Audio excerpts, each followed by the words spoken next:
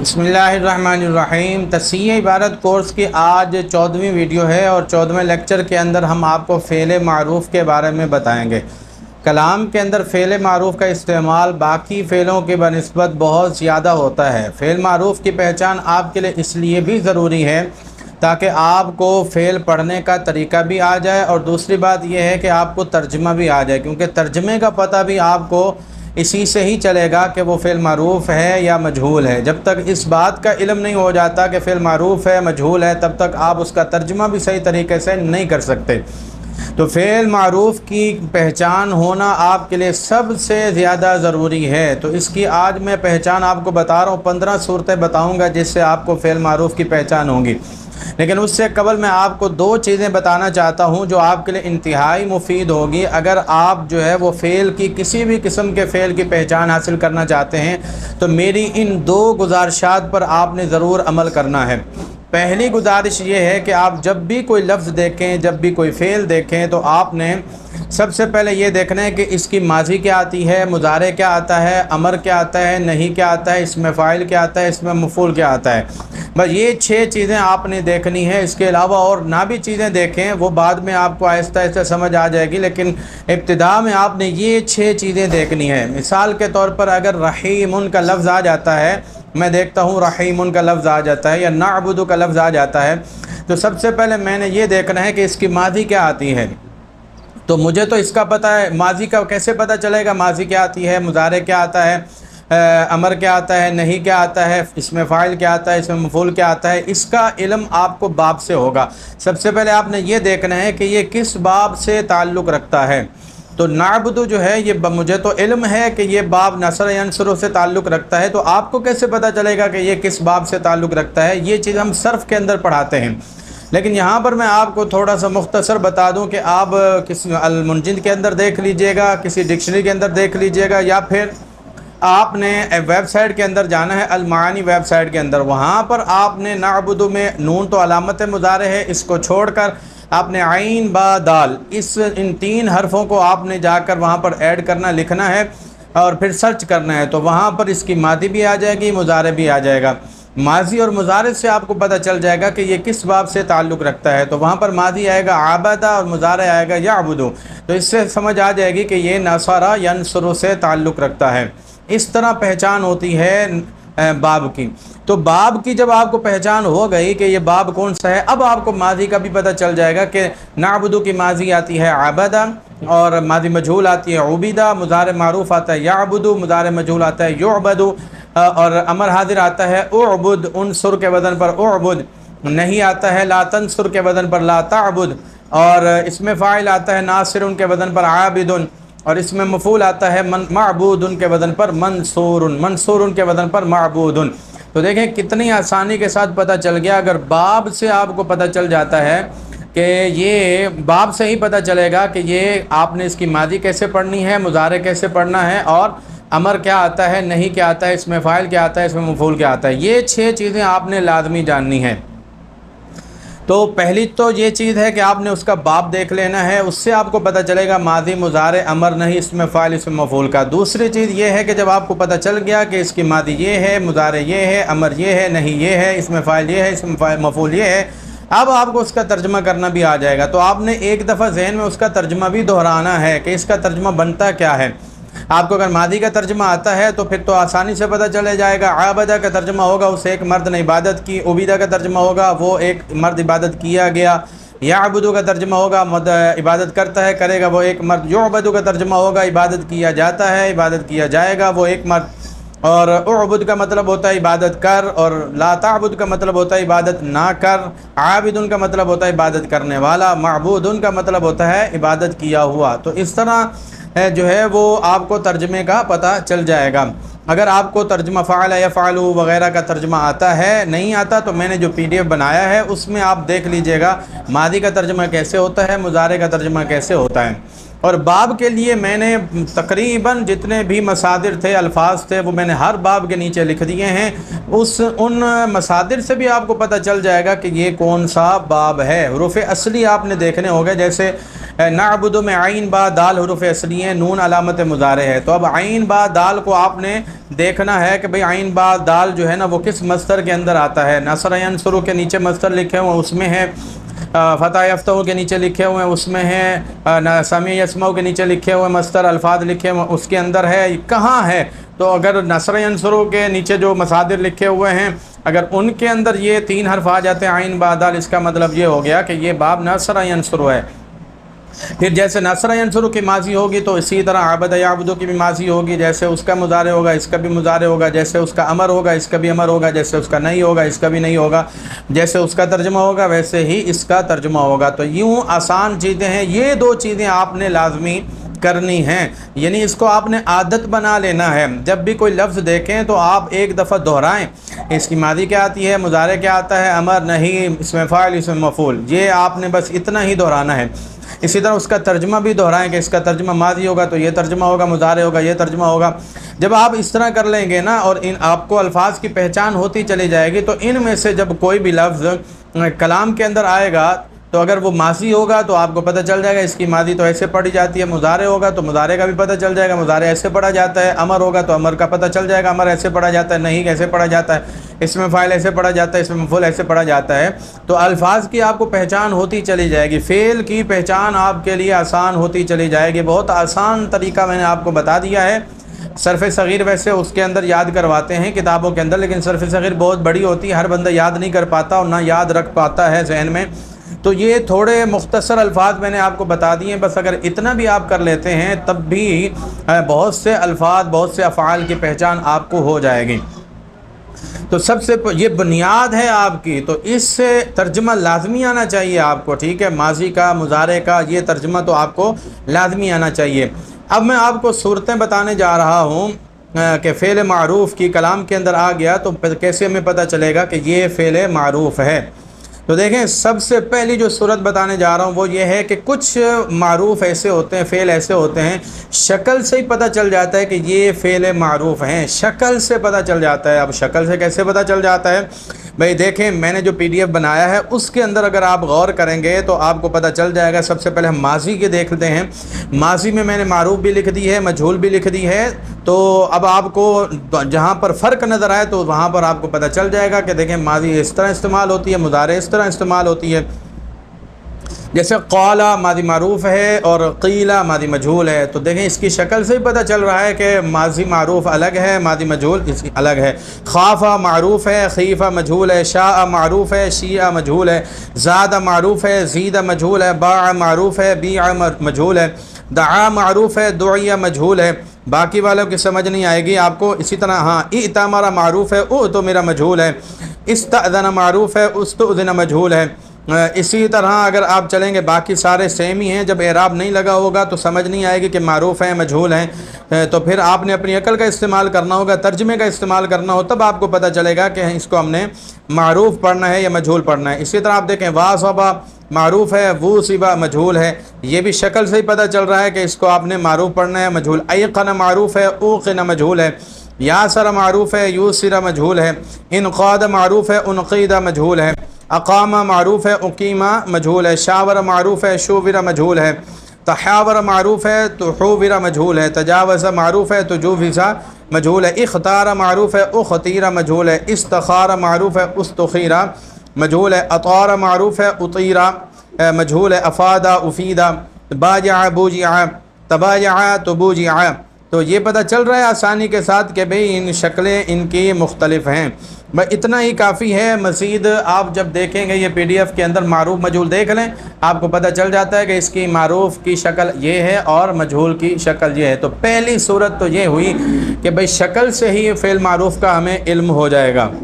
अब जो मिसालें आपके सामने हैं हम उसमें देखते हैं कि उसमें कौन सा लफ्ज़ है। जैसे नामा है तो ये नामा मारूफ़ वाली शक्ल है। इसी तरह युफ़ीदु है तो ये भी मारूफ़ वाली शक्ल है। अगर ये मजहूल होता है तो युफ़ादु होना था, नामा मजहूल होता तो नीमा होना था।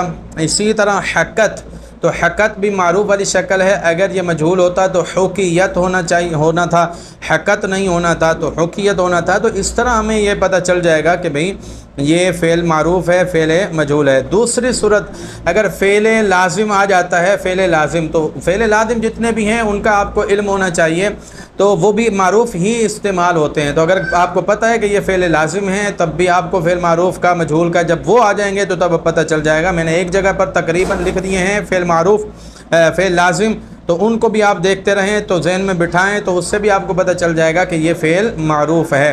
فعل لازم بھی معروف کے طور پر ہی استعمال ہوتے ہیں، جیسے جاء ہے یہ فعل معروف لازم ہے، سقط ہے یہ فعل لازم ہے، اس کا معنی ہوتا ہے گر جانا، گرنے کے لیے بس گرنے والا کافی ہے اور مزید کوئی چیز کی ضرورت نہیں۔ جاء معنی ہوتا ہے آنا، آیا، تو اس کے لیے صرف آنے والا ہی ہوتا ہے، مزید کوئی ضرورت نہیں ہوتی کسی چیز کی۔ ثابتت ہے یہ بھی فعل لازم ہے اور اس کا معنی ہوتا ہے ثابت ہونا ہے، تو اس کے لیے ثابت ہونے والی چیز ہی کافی ہے، مزید کسی چیز کی ضرورت نہیں ہوتی۔ جس کا صرف فاعل ہو، مفعول نہ ہو، تو اس کو فعل لازم کہتے ہیں۔ یہ چیزیں ہم صرف کورس کے اندر سمجھاتے ہیں، تو صرف کورس کا کرنا بہت ضروری ہے اگر ان چیزوں کا آپ کو علم نہیں ہے، لازم کا، متعدی کا علم نہیں ہے۔ تیسری صورت یہ ہے کہ فعل متعدی کون سا ہوگا جس کا فاعل بھی ہوتا ہے، مفعول بھی ہوتا ہے، جیسے کھانا فعل متعدی ہے کیونکہ کھانے کے لیے کھانے والا بھی ضروری ہے اور کوئی چیز ضروری ہے جس کو کھایا جا سکے، تبھی کھانا متصور ہوگا، کھانے کا ذکر ہوگا، تو اس لیے اس سے پتہ چلتا ہے کہ یہ فعل متعدی ہے۔ تو فعل متعدی کے ساتھ اگر ضمیر آ جائے، ہو، ہما، ہم، ہا، ہما، ہن، کا، کما، کم، کی، کما، کننا، تو وہ بھی فعل معروف پڑھا جاتا ہے۔ جیسے عاقبہ، عاقبہ یہ قاتلہ کے وزن پر ہے، باب مفاعلہ، باب مفاعلہ بھی اکثر معروف کے متعدی ہوتا ہے، تو دیکھیں اس کے ساتھ ضمیر آ گئی تو اس سے پتہ چل گیا کہ یہ فعل معروف پڑھا جائے گا۔ بایعناہ، اس کے ساتھ ہو ضمیر ہے، معروف ہی پڑھا جائے گا۔ اسی طرح کذبنی، کذب کے ساتھ، کذب بھی متعدی ہے، اس کے ساتھ یا ضمیر آ گئی تو یہ بھی معروف ہی پڑھا جائے گا۔ اسی طرح یؤذینی، ویسے یہ جتنے بھی فعل ہوتے ہیں جن کے ساتھ یہ ہو، ہما، ہم، ہا، ہما، ہننا، یہ فعل متعدی کے ساتھ ہی لگتی ہے یہ ضمیر، تو یہ جتنے بھی فعل ہوں گے تو سمجھ لیجئے کہ وہ جن کے ساتھ یہ ضمیر ہو، ان میں سے کوئی ایک ضمیر ہو تو وہ فعل متعدی ہے اور وہ فعل معروف ہی پڑھا جائے گا، اس کو آپ مجہول نہیں پڑھیں گے، یہ بھی ایک ذہن میں بات رکھیں۔ چوتھی صورت یہ ہے کہ فعل کے بعد دو اسم ہوں، ایک فاعل ہو ایک مفعول ہو، تو اس سے بھی پتہ چل جائے گا اس فعل کو ہم نے معروف ہی پڑھنا ہے۔ جیسے لستوعبت، اس کے بعد الوظیفۃ معرفہ ہے، ایک اسم ہے، الکلہ دوسرا اسم ہے، اس سے پتہ چلے گا کہ ہمیں اس کو معروف پڑھنا ہے۔ اسی طرح بالغہ کے بعد الماء ہے، ایک معرفہ ہے، اصولہ دوسرا نکرہ ہے، تو اس سے بھی ہمیں پتہ چل جائے گا کہ بالغہ کو ہم نے معروف پڑھنا ہے کیونکہ ایک فاعل بن جائے گا دوسرا مفعول بن جائے گا۔ اسی طرح زوجہ کے بعد الابو معرفہ ہے، ابنتہ نکرہ ہے، تو دو اسم ہو گئے، وہ بھی معرفہ ہی ہے، تو اس طرح ہمیں پتہ چل جائے گا کہ ہم نے زوجہ کو کیا پڑھنا ہے۔ وہ دونوں موصوف صفت نہیں ہونے چاہیے، مضاف مضاف الیہ بھی نہیں ہونے چاہیے، یہ بھی ذہن میں رکھیں، تو اس سے پتہ چل جائے گا کہ ہم نے زوجہ کو معروف ہی پڑھنا ہے۔ تو یہ چار صورتیں ہو گئی۔ پانچویں صورت یہ ہے کہ من کے بعد بھی جو فعل ہوتا ہے وہ معروف ہی پڑھا جاتا ہے، جیسے من کے بعد ہاجرہ ہے، من کے بعد کانا یؤمن ہے، من کے بعد احبہ ہے، تو یہ سارے فعل معروف ہیں۔ چھٹی صورت یہ ہے کہ ہمیں مفعول سے پتہ چلے گا کہ فعل معروف ہی ہے۔ اگر فعل کے بعد کوئی نکرہ اسم آ جاتا ہے اور یا معرفہ اسم آ جاتا ہے اور وہ فاعل نہیں بن سکتا تو اس کا مطلب یہ ہے کہ یہ فعل معروف ہے، وہ فاعل نہیں بن سکتا، مفعول ہے، یعنی مفعول سے ہمیں پتہ چلے گا۔ اور مفعول سے کا کیسے پتہ چلے گا یہ ہم آگے چل کر آپ کو بتائیں گے۔ دیکھیں اشبہ کے بعد الجشاء ہے، یہ مفعول ہے، اس سے ہمیں پتہ چل رہا ہے کہ اشبہ فعل معروف ہے۔ اسی طرح انبتت کے بعد خاضرن، خاضرن جو ہے نا وہ یہ منصوب ہے، دو زبر سے ہی پتہ چل رہا ہے کہ یہ مفعول ہے، اس سے ہمیں پتہ چلے گا کہ انبتت جو ہے یہ فعل معروف ہے۔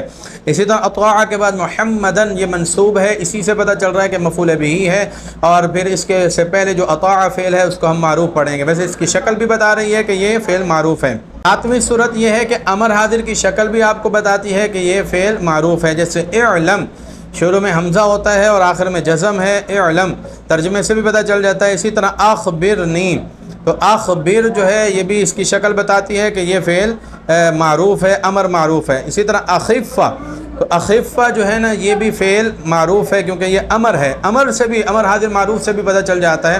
آپ کو امر حاضر معروف کی شکلوں کا علم بھی ہونا چاہیے، اس کا استعمال بھی بہت ہوتا ہے۔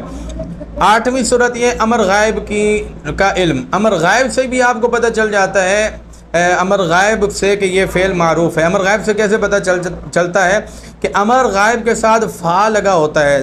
دیکھیے آپ فا اور لام یہ دو لفظ لگے ہوتے ہیں، پھر اس کے بعد علامت مضارع ہوتی ہے، جیسے فل یستعید، فا لام دونوں آ گئے اور فا لام ساکن ہو گیا تو فل پڑھیں گے، آگے علامت مضارع یا ہے، اس سے پتہ چلتا ہے کہ یہ امر غائب ہے، اور جو امر غائب ہوتا ہے فا والا وہ عام طور پر معروف ہی پڑھا جاتا ہے۔ اسی طرح فل یا قل، اس میں بھی فا کے ساتھ لام ہے، لام ساکن بھی پڑھیں گے، اور اس کے بعد علامت مضارع آ رہی ہے یا، تو اس سے ہمیں پتہ چلا کہ یہ امر غائب ہے، اور جو امر غائب ہوتا ہے اس کو آپ نے معروف پڑھنا ہے، فل یا قل۔ اسی طرح ول یستعید، اگر واو کے بعد لام آ جائے اور اس کے بعد علامت مضارع آ جائے تو وہ بھی عام طور پر ایسا ہی پڑھا جاتا ہے، ول یستعید، وہ بھی امر غائب ہی ہوتا ہے، وہ اصل میں ہوتا ہے لیستعید، لیکن واو جب آ جائے تو پھر اس لام کو ساکن کر دیتے ہیں، ول یستعید۔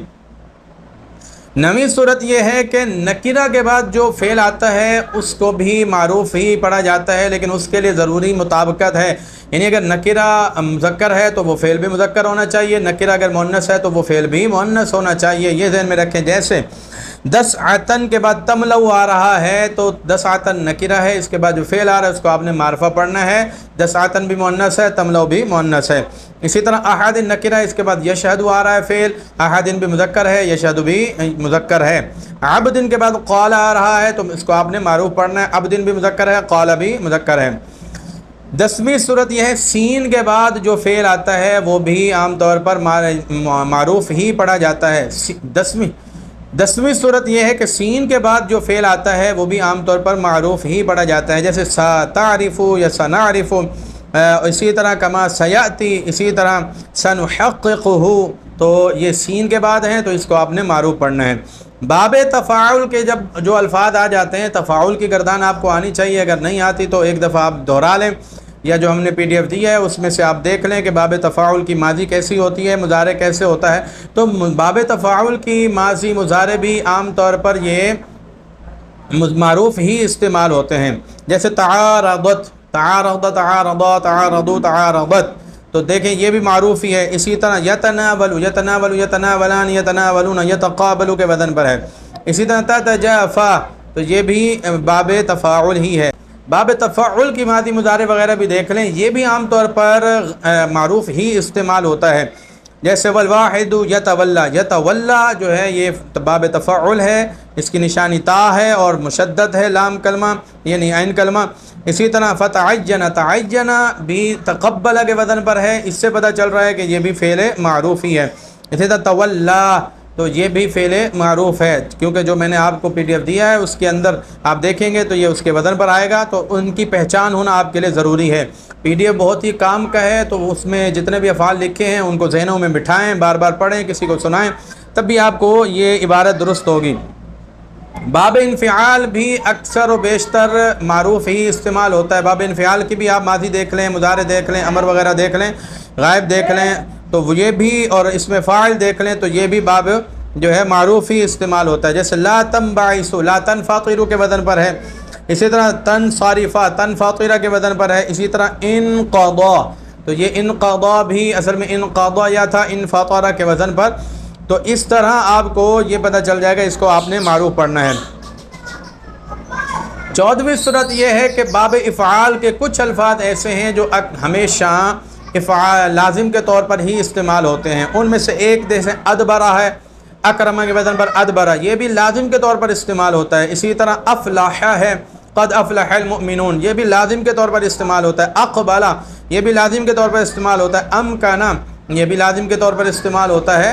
تو اس طرح باب افعال کے چند الفاظ ہیں، ویسے باب افعال متعدی ہوتا ہے لیکن چند الفاظ ایسے ہیں جو ہر جگہ استعمال ہوتے ہیں لازم کے طور پر۔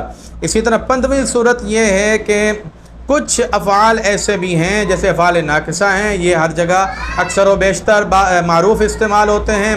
افعال مد و ضم معروف استعمال ہوتے ہیں، افعال مقاربہ معروف استعمال ہوتے ہیں، تو ان افعال کا بھی آپ کو پتہ ہونا چاہیے کہ یہ بھی معروف استعمال ہوتے ہیں۔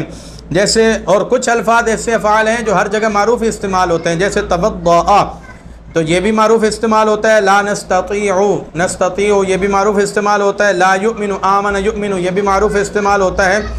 تو بہت سے ایسے الفاظ ہیں جو معروف ہی استعمال ہوتے ہیں، تو ان کی پہچان آپ کو عبارت سے ہی ہوگی، کسی کو عبارت سنانے سے آپ کو ہوگی۔ تو فعل معروف کی پہچان سے آپ کو فائدہ یہ ہوگا کہ فعل معروف کے بعد جو اسم آ رہا ہے اس کو آپ نے فاعل بنانا ہے یا اس کو نائب فاعل بنانا ہے، اس کا آپ کو علم ہو جائے گا۔ اور دوسرا یہ کہ اس کے بعد جو اسم آ رہا ہے اس کو مفعول بنانا ہے نہیں بنانا، تو اس کا پتہ آپ کو ترجمہ سے ہوگا۔ تو اس وجہ سے آپ نے دو چیزوں کو ذہن میں رکھنا ہے، ایک تو فعل معروف کی پہچان ہونی چاہیے اور دوسرا فعل معروف کے ترجمے کی بھی پہچان ہونی چاہیے۔ اسی طرح فعل مجہول کی بھی پہچان ہو اور فعل مجہول کے ترجمے کی بھی پہچان ہو۔ آج فعل معروف کے بارے میں پڑھا ہے اور پھر ہم انشاءاللہ العزیز نائب فعل اور فعل مجہول کے بارے میں پڑھیں گے۔ اللہ تعالیٰ سے دعا ہے دین کی سربلندی کے لیے علم نافع حاصل کرنے کی توفیق عطا فرمائے۔